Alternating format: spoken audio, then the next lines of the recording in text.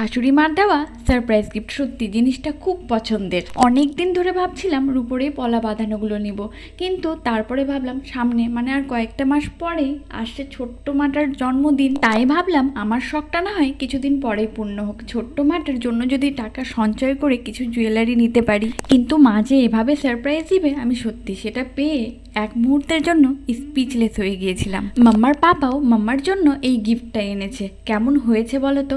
আর হ্যাঁ, সকলকে রাখি বন্ধনের অনেক শুভেচ্ছা।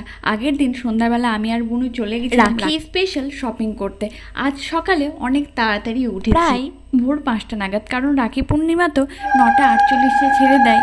সকালে টুকটাক বাসি কাজ সেরে স্নান করে ঝট আয়োজনে লেগে পড়েছিলাম। এবার ছোট্ট মাটারও সেকেন্ড টাইম রাখি বন্ধন, আর আজ সকাল থেকে আমাদের দোকানে মানে রিয়াংশী ফ্যাশনেও প্রচণ্ড ভিড়।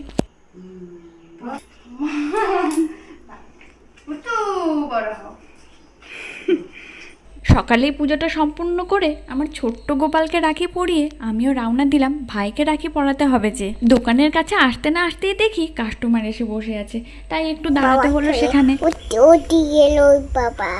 বাবা তোমাকে রেখে চলে গেল?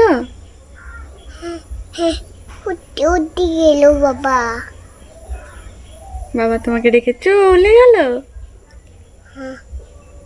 চলে গেল বাবা। এইভাবেই অল্পের মধ্যে দিয়ে আমরা দিনটাকে সেলিব্রেট করলাম।